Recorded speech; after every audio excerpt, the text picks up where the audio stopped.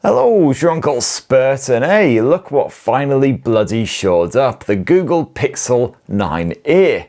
Took its sweet time, but better late than never, and you can actually snaffle your own right now for just 499 British quids, 559 euros, or $499 if you're living over in Trumpland, you poor bugger. Let's get some of that delicious Coors Light down here, that'll make everything better. But what's the deal with the Pixel 9a? What's actually changed versus the old Pixel 8a, and is it worth your cash? Well, my full Pixel 9a review is coming soon, but for now here's an early squint at the camera tech, the gaming chops, all that good stuff. And for more on the latest and greatest tech, please do poke subscribe and ding that notifications bell. Cheers! Okay, so first things first, what do you get stuffed inside that lovely box? Well, naturally you've got yourself one Pixel 9a. You've got a smashing safety warranty and regulatory guide. You've got a pokey SIM pin. And you've got yourself the usual Type-C to Type-C USB charging cable. That's absolutely everything you'll find packed in the box. Okay, so here it is, ladies and gents, the fresh new Google Pixel 9a, which has now grown to a 6.3 inch smartphone, compared with the old Pixel 8a, which was just 6.1 inches, but the actual dimensions haven't increased that much, thankfully. And that's because the bezels have slightly slimmed down, at least for this generation. As you can see, there were proper chunksters on the old Pixel 8a. As you can see, certainly down below, it's noticeably dinkier now. Although, hey, let's be real here, calling these bezels slender would be overly generous. Because yeah, they're still about as thick as Kanye West. And the Pixel 9a itself is still quite chunky, as you can see there. Although also reasonably lightweight compared with a lot of modern smartphones. According to Google, it's 185.9 grams precisely. Didn't want to just round up to 186 then. Certainly one of the more compact smartphones of 2025, although that finish is less rounded compared with the old Pixel 8a. You've now got a completely flat front and back, as well as flat edges, whereas the old Pixel 8a certainly had a more curvy design. Now, mercifully, Google hasn't sharpened up the corners at all. The overall hand feel not quite as good as the 8a. A bit more pokey, has to be said, but reasonably comfortable to clutch. But of course, one of the biggest changes for the Pixel 9a is the all-new camera bump, or pretty much complete lack of it. I gotta say, I was a big fan of that Pixel camera strip, so it looks kind of weird on the Pixel 9 having that amputated. It's possibly one of those designs that'll just take a wee bit of time to warm up to, but for now, not great innit? Although on the plus side, still no wobble when this phone is flat on its back, just like the old 8a. And that's because the new camera bump literally sticks out that back end about 1 millimeter, if that. As for what it's made of, well, that display is once again Gorilla Glass 3, the same as the Pixel 8a. I was kind of hoping they would finally upgrade to some fresher version of Gorilla Glass, bit of 7i or something like that. And then running around the edge, it's a 100% recycled aluminium frame, and then you got yourself a placky back as usual. 81% recycled plastics apparently, as Google with its very precise figures again. And even though it's plastic, it still feels good, nice and smooth to the touch, and you've got this matte finish of course, so hopefully won't get smudgy, greasy and grimy.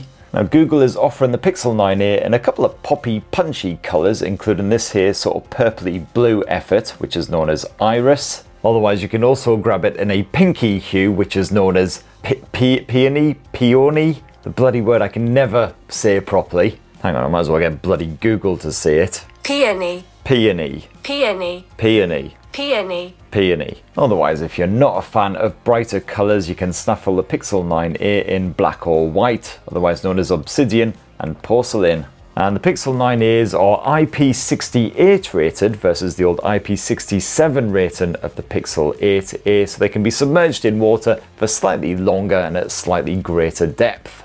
Now, I don't think anyone will be particularly shocked to hear that it is, of course, the latest, freshest Android 15 running on the Pixel 9a, complete with the reassurance of 7 years of OS updates and security patching shenanigans. The phone is protected, as usual, with an in-display optical fingerprint sensor quite nicely and comfortably positioned. It's not like right down here at the bottom of the display like it is on some smartphones. And so far, touch wood, absolutely fine, just like the Pixel 8a, pleasingly responsive. As long as your mitts aren't too grubby or moist. You've also got a bit of face unlock support in backup as well, which can unlock straight to your desktops. and this can be used with your banking apps and other secure bits. And as usual, Pixel 9a absolutely packed to the tits with all kinds of great privacy and security features. You've got that Titan M2 security chip packed in there, same as the Pixel 8a, to securely and confidentially store away your biometrics and other sensitive bits. You've got the usual refined selection of customization tools for tweaking the lock screen and your home screen, getting them looking just the way you like them.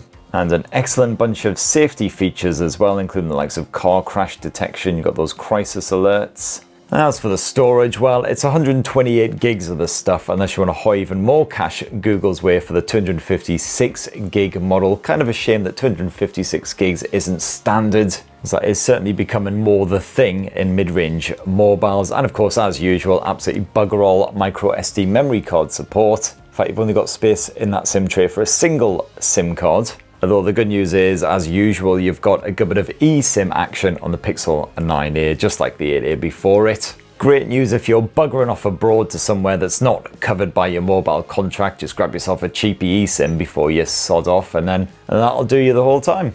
And now, kiddies, it's time for the part of the video that'll have approximately 90% of viewers frantically stabbing the skip button. We're going to bang on about AI. Way! So naturally, you've got all the usual Google smarty pants bollocks, including a good bit of Gemini action.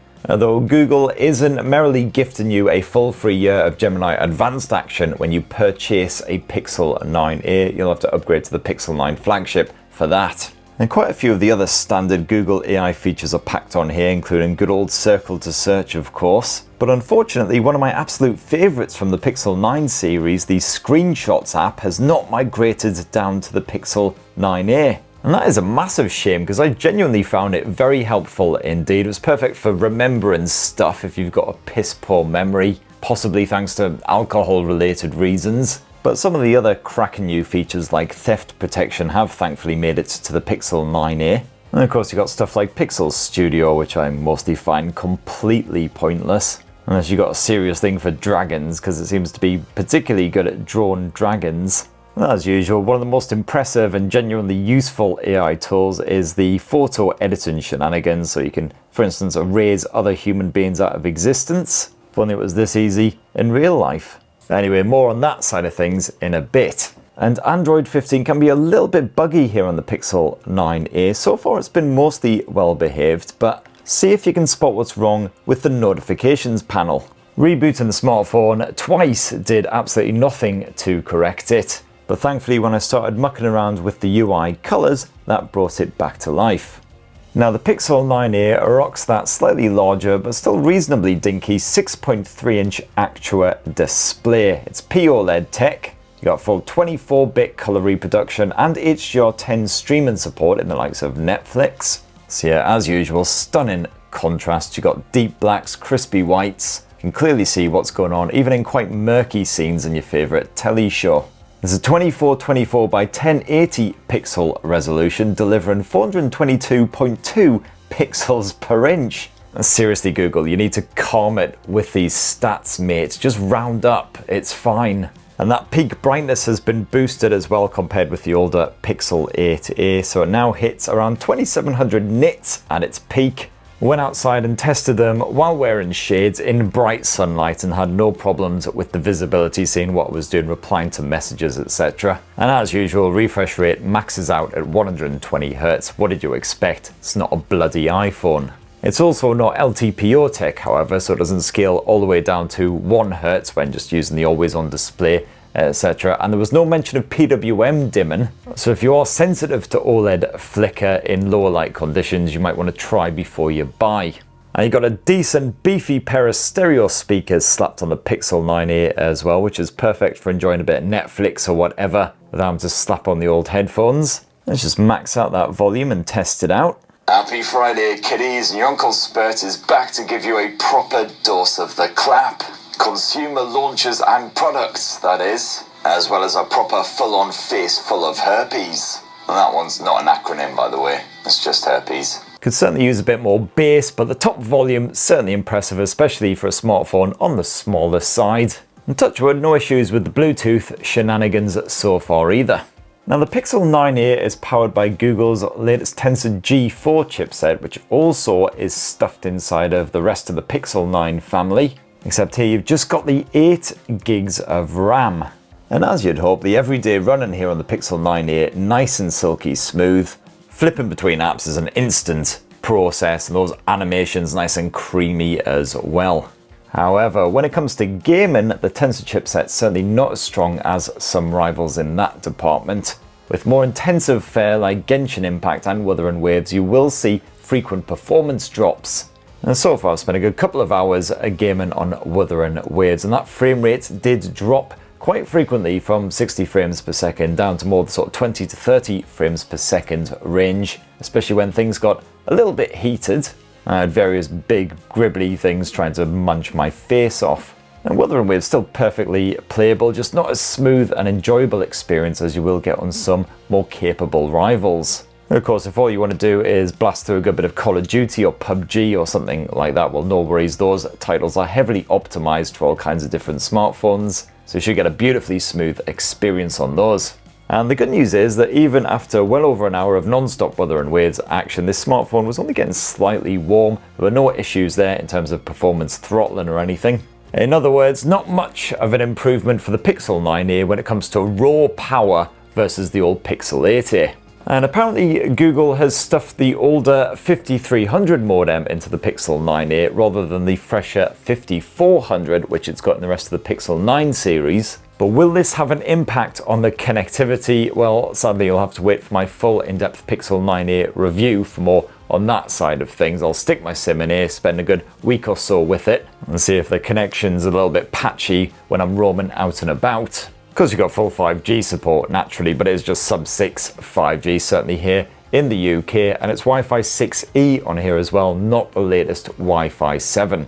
Now one area where the Pixel 9a really has been improved over the Pixel 8a is the battery capacity. It's been boosted to 5100 mAh for the Pixel 9a. It's not far off big buggers like the Xiaomi 15, and a big jump over the 4500-ish mAh of the Pixel 8a. And so far in my limited time with the Pixel 9a, that battery life has been sublime. Certainly a mere trickle whenever I've just been playing around with messaging apps, streaming video, streaming audio, yada yada. The only thing that's been sapping it faster is of course a bit of camera action, and when I was playing Wuthering Waves, that caused it to drop. But again, stay tuned for that full final frank review for more on the battery side of things. And when you do need to recharge the Pixel 9a, slightly faster charging than the Pixel 8a. It's been boosted from 18 watts up to, I believe it's 23 watts on here. Now Google claims that is fast wired charging. I would disagree, frankly, considering a lot of mid-range phones support 60, 70, 80 watt wired charging. It's going to take a wee while to juice it back up, but you do have wireless charging support as well. It's Qi 1 sadly, not Qi 2, so it's stuck at like 7.5 watts. Slower than a one-legged sloth where that one leg has been nailed to the bloody floor. Oh, and there's no battery share feature here on the Pixel 9a either, so if you do have wireless charging accessories like a smartwatch or earbuds or whatever, you can't just bung them on the back of this thing and juice them up on the move. So let's conclude this lovely Pixel 9a unboxing and hands-on review with a squint at the old camera tech. And what you've got on here is a 48 meg quad PD shooter with optical image stabilization, which appears to be the same tech as was packed into the Pixel 9 Pro Fold. That's backed by a 13 megapixel ultra wide angle shooter. Now of course there's no telephoto shooter on here, just as with the regular Pixel 9, but you do get up to 8 times super res zoom as Google calls it. And fair play, Google's image processing produces some reasonably crispy pics when you are maxed out at 8 times zoom. While for the first time on an A series Google smartphone you've also got a bit of macro action. Still don't really see the point, but if you're into your macro shots, there you go. And apparently the Pixel 9a is rather good at the astrophotography shenanigans. You want to shoot pictures of the stars in the sky. So here in London, all 3 of them. And does anyone actually still care about astrophotography? I get the feeling it kind of hit its peak around COVID time when that was all we could shoot pictures of, the bloody moon. That and of course the 3 or 4 people that we were stuck in the same bloody house with every single day, sharing a living hell.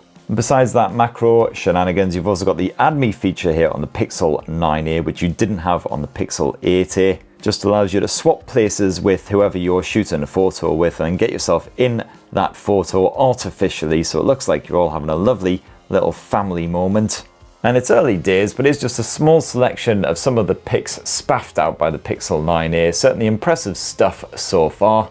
As usual, that image processing is working hard, but produces quite natural looking photos overall, not overly bright or saturated like with some rivals. And again, more than capable in low light scenarios too, producing quite finely detailed pics with rich colors. But I am looking forward to fully testing out the Pixel 9a for my in-depth review. And then for your video type shenanigans, you can shoot up to 4K resolution footage. There's no 8K upscaling option or anything like that here. Can boost the frame rate up to 60 frames per second if you like. And again, the 9A certainly seems up to the job, but stay tuned for that full review for my thoughts on how good it is at capturing home movies. And then up front on the Pixel 9a, you've got yourself a 13 megapixel selfie shooter, which again can capture 4K resolution home movies. The stabilization seems pretty good. You've got a dual mic setup, which does a respectable job of picking up your voice. So again, certainly seems absolutely fine for your simple vlogging efforts, bit of Skyping, not Skyping for much longer, actually, Zooms and Teams and whatever. A lot of video chat type stuff. And there you have it, my lovelies. That in a tasty wee nutshell is the fresh new Google Pixel 9a. Just a quick squint at some of the best bits ahead of my in-depth review, which hopefully should be dropping in about a week or two. As you can see, a few wee upgrades over the Pixel 8a, one of the biggest being the battery capacity boost. The fact you've got that Tensor G4 chipset stuffed in there as well. Not much of a boost for the old gaming shenanigans, but it does mean, hooray, you've got more AI goodness squeezed into the Pixel 9a versus the 8a. A few other wee tweaks here and there as well, and of course the usual reassurance of 7 full years of Android OS updates and Pixel drops. But what do you reckon? Are you tempted by the Pixel 9a? Perhaps you've already had yours delivered. It'd be great to hear your thoughts down in the comments below. Please do poke subscribe and ding that notifications bell for more on the latest and greatest tech, and have yourselves a ruddy, wonderful rest of the week. Cheers everybody, I love you!